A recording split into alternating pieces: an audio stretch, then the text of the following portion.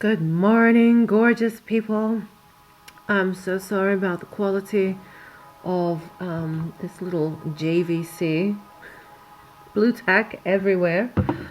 But I will say I managed to change the battery of this phone this morning. My God. On this YouTube video, it said it would take 6 minutes to change the battery. Oh, 6 minutes plus an hour.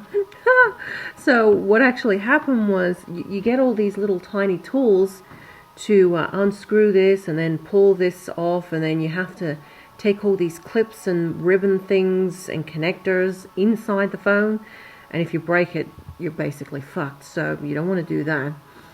And I managed to do it. So now I actually have battery and I don't have to charge my phone like 20 times a day. So I'm going to clear some memory on here, and I will record some mobile video on the phone as opposed to this. I did like using it yesterday, but the sound and the quality isn't so good. I mean, it would have been good back in the day, but now, yeah. And also, I don't know what's happened to my Canon beautiful big camera. Oh my gosh, I'm devastated, because that's really good quality, really good, not just for taking video, but also for like my jewelry making and getting really good close-up pictures. I'm gonna deal with that later and see what's up with that. Yeah, you know what, we're so spoiled with quality now and good sound on our phones. Actually, I found a phone 2 days ago, and it's a tiny, I wish I took a picture of it. It's down in my safe now. That's right, it's in my safe. This cruddy, shitty little Nokia from 2009, from when I was in Dubai. It's the damning phone. This phone, even though it's shitty and it's basic, it would have to be one of the most damning phones in the world, just because of who it was used with. And that will go to the grave with me. That phone will not see the light of day, so that is why it's in my safe. So yeah, because obviously a lot of you know that I was involved with someone very prominent in the world. Let's just leave it at that. Anyway, that phone is buried, and it's going to stay buried.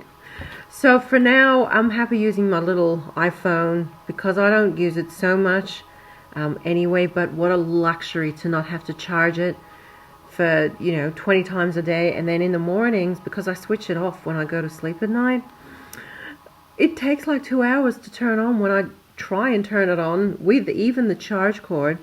Oh, that's what I was going to tell you. So what they don't tell you on this YouTube video when you change the battery is that so when you disconnect all the connectors and everything, you then have to like get the battery out of the phone. It looks so easy on the video. Well, turns out the battery is stuck down with this white tape sticky stuff, and he makes it look so easy. Fuck me, I had to pry the battery off this sticky tape. And what they don't tell you, and what I didn't know, is that this battery must be a lithium battery. I had to pry it off with a pair of pliers. That's how hard it was. And the little plastic tools they give you, where are they? Here. Well, I snapped both of them trying to pull it off. I got my pliers, and as I'm pulling, I start seeing fucking smoke coming from the battery. Oh my god. So I'm thinking, whatever the metal was with the pliers, I'm guessing it's like steel or iron, I don't know, but did not like this lithium, and holy shit, I almost had there was some kind of chemical reaction going on, and yeah, started smoking. Oh my god, and the smoke smelled awful. Yeah, real toxic. So I knew then I was doing something I shouldn't be doing. Anyway, we survived, and my phone is good. So I do apologize beforehand of the quality of the video, and I won't do it again. Yeah, and then I'm going to work out how I'm going to record again. I'm hoping I can fix my camera, but otherwise it's going to be good old iPhone and good old Mac. Girl's got to move up in the world. Anyway, got to get dressed, get shit organized. I love you guys. Oh, good.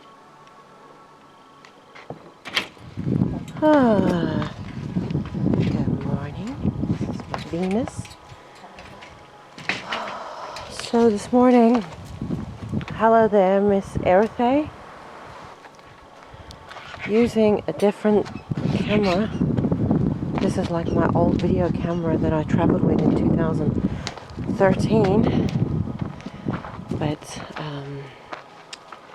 my phone's shit itself, and now my good camera, the Canon, shit itself. I don't know what happened, but the chicken sat on it. She didn't do anything, and she got up from it, and it doesn't work. I keep saying the SD card is not formatted, and then when I go to format it, doesn't accept it. Boo-hoo. Now, how can I turn this around? Maybe like this. Good morning. Ooh, that's a bit bright, that light. Can we turn that off? How do we do that? I'll deal with it. And there's poor old Deemer over here. She's, come on, Deemer. I don't know what's going on with her, but she may be on her last legs. She may be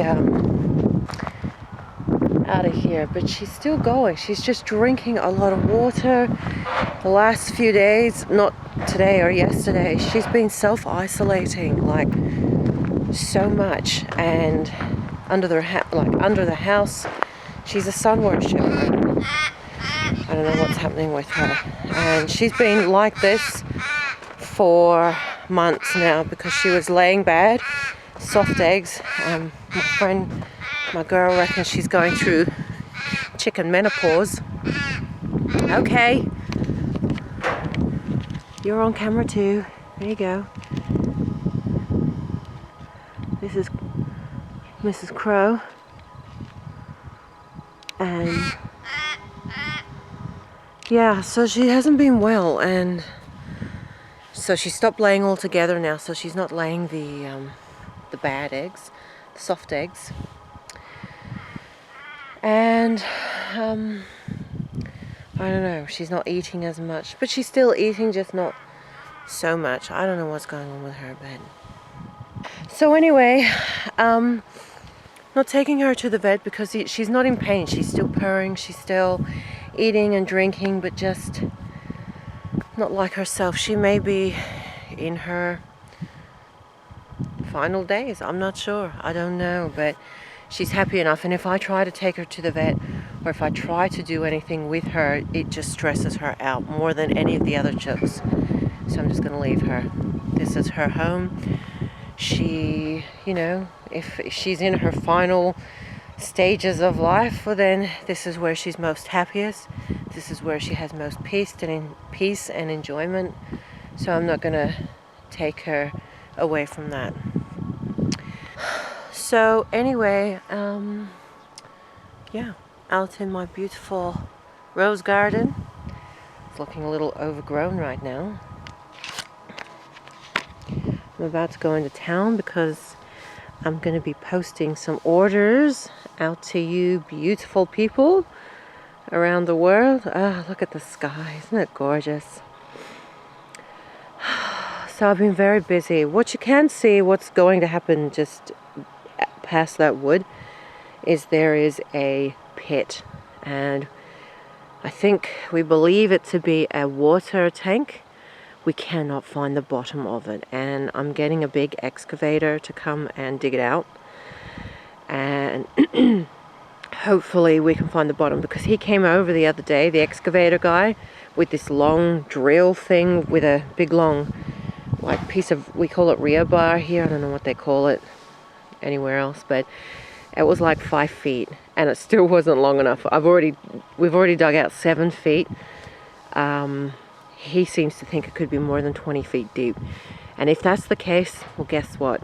Some beautiful rainforest plants are going to go in there, because below 6 feet, the earth stays a constant temperature. It doesn't matter how cold it is on the surface of the planet. Beneath 6 feet, the earth stays a constant temperature between, I think it's like 55 and 70 degrees Fahrenheit, anywhere in between that. And they call that geothermal mass. And so that's how a lot of people do a lot of their farming, by making, like in the cold countries, by making these thermal mass vegetable gardens, you know. And so I'm going to put a roof on top of it, and your girl is going to be planting who knows what. But I'm excited because I love my tropical plants, and I know it may be a long shot, but I'm hoping I can get a durian. I'm hoping I can get a durian tree in there, and I'm willing to try, because I love my durian. I almost cried last year at Christmas time when I ate my first one in years, and it was, yeah, out of control, life-changing.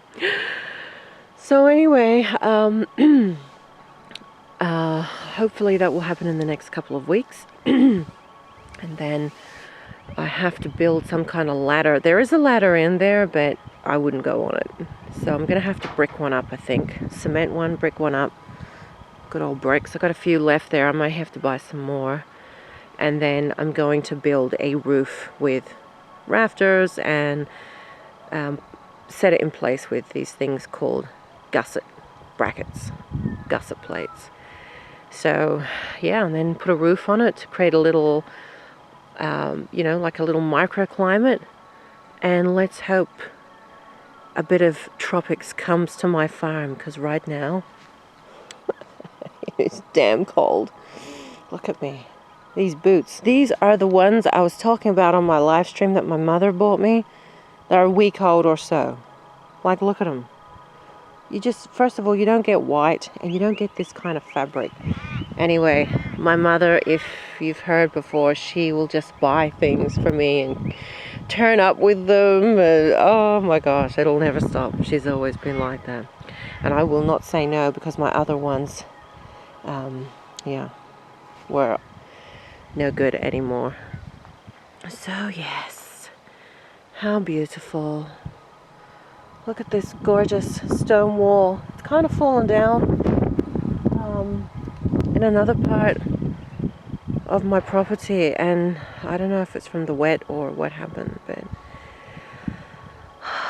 yes, gorgeous, gorgeous. I feel so lucky. And actually, last night I was at my girlfriend's place, and if you saw in my Instagram, right here, you can see how cute Legs is, and we had to formalize his name, so we called him Legs Abdulaziz Nichols. Oh, little Legs. The most, if you've ever been around a baby kangaroo, they are the most, oh God, they're like little babies. They just, all they want to do is sleep and be hugged and be around warmth. And after they have their milk, they have a special formula.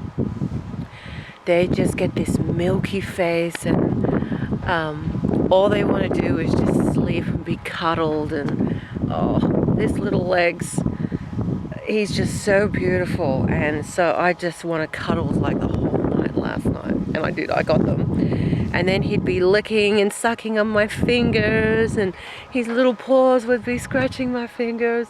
Oh God, he's just so gorgeous. So if you are in Australia and you have kangaroos around, make sure you check the pouches. If there's any roadkill, like any poor kangaroos that have been killed on the road, you should always stop to check their pouches, because you never know if there is one still alive in there. And if you get a little pinky, you cannot pull it off the teat of the mother. If the mother's obviously dead, you cannot pull the little pinky off the little teat, the nipple. This is what my girlfriend told me last night, and I didn't realize, but she said their jaw is welded onto the nipple, and so you have to cut the nipple off, because otherwise you'll kill the pinky.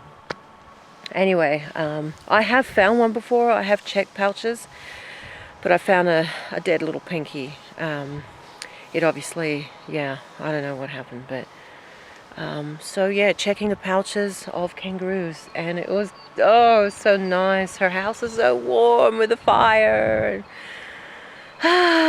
Just gorgeous. Anyway, came home and yeah, went to bed quickly because it was cold. So today I've got to go into town, just a local little town. I've got a whole big shitload of dump stuff I've got to dump off. I've got orders to post. I've got to get some food, and yeah, just kind of chill. I'm going to see my mother, so that's going to be fun. So yeah, I can now finally do recording in my car. I feel like I've taken my technology up another level. Oh my gosh, because this video is, I don't know how good it's going to sound, but let's turn this down a little bit. I'm hoping that it comes through well enough. So if you can see, I've got a load of shit on the back of my car, and I've got to dump it. When I bought this house, this little farm, there's just so much shit that's come with this place that I've not been able to keep up with getting rid of it. It's as if they had just packed up one bag and left me to deal with everything they didn't want to deal with. It's so unfair, and that's just how people can be. Well, these people were. I'd be fucking embarrassed if I ever left a mess like these people did. Just shit, junk, shit, their belongings. Oh my god, anything they didn't want, they didn't take. They left the whole damn lot. Anyway, I'm almost there with getting rid of the junk, but oh, hold on, we got a bump. Ooh. Shit. We had big rain and left gutters everywhere. Anyway, it's almost done, and actually every night I've been going down into my second cellar, because I've got two, and I've been cementing the second cellar because I want a closet, and I'm making one out of the cellar, the second cellar, the little one. And I've actually been digging out a passageway. There is a passageway there already, but it's been filled with dirt, and I've been digging it out, and it's a shitty ass job because I've got to cart heavy buckets of dirt upstairs, which no one likes to do, and take the earth out, take the dirt out. But I've been cementing one wall every night, and I love it. It's just so therapeutic, and it's warm because I'm underground, and I just get lost in that cellar. It's like in a different realm. It's like it doesn't even belong to this area, and I love it. Yeah, so anyway, every night I've been going down and just doing one bucket, and it takes me about an hour. And I just love doing all the detail and finishing, and I just get lost in a headspace, and that's what I mean. It's work, but if you love doing your work, it doesn't feel like work, and it passes so quickly. And that's why I encourage you guys, like, do whatever it is that you love. And you know, if you get sick of it after 10 minutes, so what? That's 10 minutes that you don't have to do anymore. And it just doesn't feel like work. I know it's physical and it's work and it's heavy, but if you love it and you can see the end results, it just spurs you to keep going, and you get shit done. I mean, I've got so much done. I mean, I've still got a lot to go, but I've got a lot done. Where's my neighbor? What are they doing? What are they waiting for? No idea. Hi! Are you okay? Yeah, we're just waiting for someone, thank you. Oh, no worries. Okay. Hi, Ella. See ya. Bye. Oh.